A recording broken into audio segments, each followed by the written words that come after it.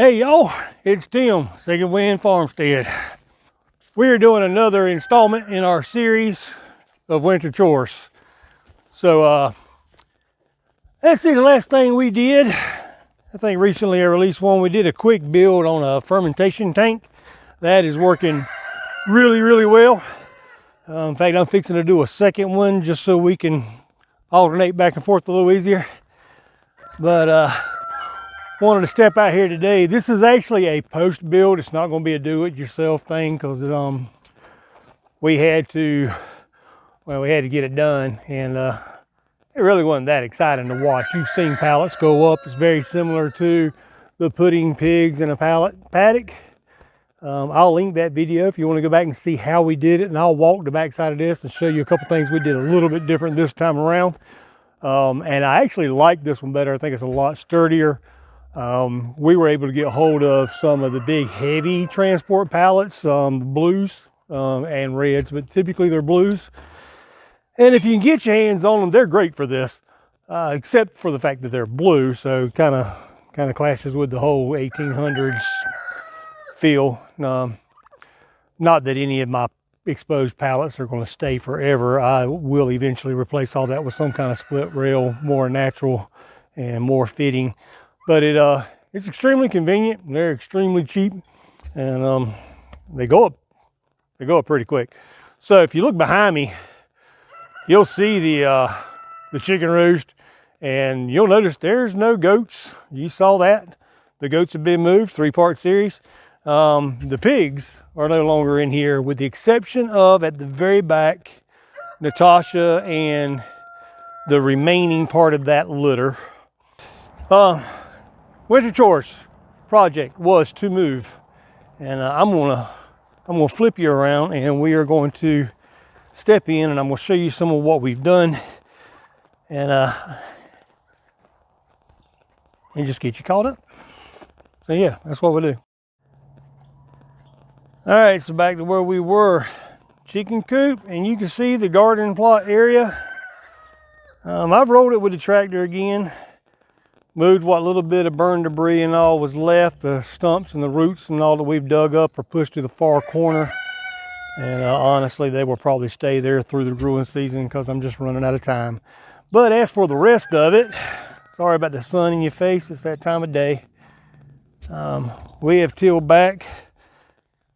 My next big project on this winter chore list, getting the garden animal free, will be to come off of this chicken coop, and we're going to do a 7 to 8 foot high run, hopefully a divided run. It's definitely going to start as a big run, and probably going to have to do some wing clipping, but we're going to get them fully enclosed, and eventually we will take this fence down because we will no longer need it except for down the back, and we'll start doing a perimeter with it. And I will eventually move the wood down here where this fence is to decorate it up, bring it into the tractor gate here. We have got the frame for one of the greenhouses up. We got stopped by weather on that. That's not a mandatory this year because it's really getting almost past greenhouse season. But I really want it up for my wife because she really wants a greenhouse, and I really need for her to have what she wants. So previously, we had 3 sections of this slab rail fence. And since then, I have come right down here. We've added a couple more. I did not go all the way out because I will be placing another gate there. So when we got to that point, I stopped and simply tied it into the original fence. We cut this section here where the wood is out and allowed the hogs through. Once we got the pigs through, we put up the last 2 sections of the slab fence. I will come along with a chainsaw once they get out of the shop and top these posts off, get them a little more level. I think I'm gonna have to straighten up the fence down there a little bit. I think it's a little bit dipped in one section, maybe 2. I wasn't measuring it. I was kind of in a hurry. It's been very cold. But a couple of things we wanted to add this time. I wanted to be able to maneuver the girls between the region with the guys. Now we had our youngest boar, who we have not used yet, with, well, our youngest adult boar Rambo was in here with the 2 juveniles from last spring's litter. And we built this pallet section. Comes here with the pallet gate. I love my pallets, y'all. Literally, this is all pallets. This stuff is free. 3 hinges I had off an old fence over in East Florence. A couple more of them on this pallet. An old spring that came off of, I don't remember where that old spring came from. It's been in my storage shed for years. I think it was off an old, I don't know, it's too big for a door.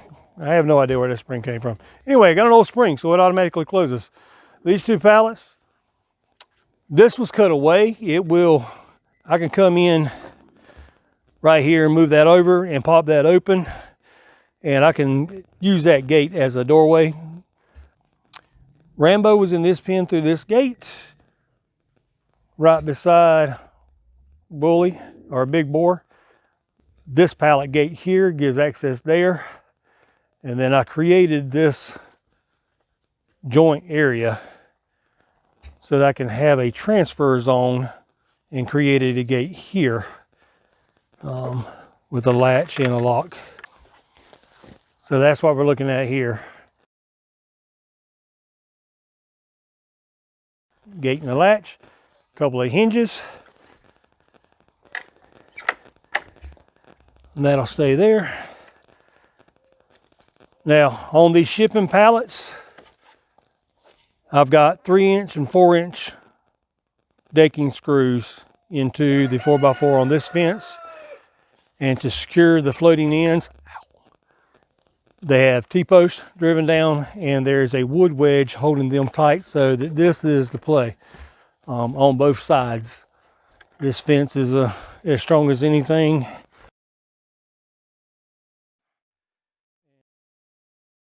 There was a small gap we had to make do with, and we simply put 4 short pieces of the slabs that were left over, filled that gap, and tied into the pigs in a pallet paddock fence that you saw in the earlier video. And now to the back side here. We tied in here all the way down. Now, on the back side here, you will see that we have run the full length of this fence with wooden slabs top and bottom, just end to end. That's how we tied them all together. This back section is not straight. We didn't need it to be. It's temporary. It was in a hurry. There are 4 T-posts in here to keep it upright that were put in after the whole thing was pushed and put together. There's a little wobble in it, but the pigs are short. They're going to be pushing from the bottom.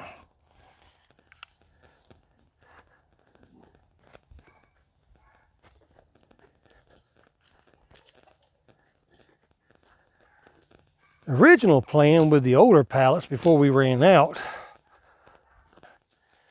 was to do them in an alternating pattern where one stands up and one is horizontal, vertical and horizontal. It quickly got away from us because none of these pallets were the same size. So it still looks kind of cool. I like it. But we ran out behind the tree, and that's when I went with my heavy duty ones down the bottom. And they are blue, they are red. They're not beautiful, but it is a very solid wall. It's a great windbreak, predator deterrent. They are very heavy, and you can see here where the original fence line to the garden area is. Ties into the back here. We took the tractor and moved the hog hut. So on this side, we have Lady Ginger, which you just saw in the frame. Here's Rambo, our youngest adult boar. So the plan is get them through a cycle or 2, and hopefully Ginger will be pregnant with his. And then little Miss Sally, our gilt, we have put with our most proven. Whoa, they are not camera happy. Here's Bully and Sally. So hopefully our most proven boar we'll be able to get the gilt into her first litter.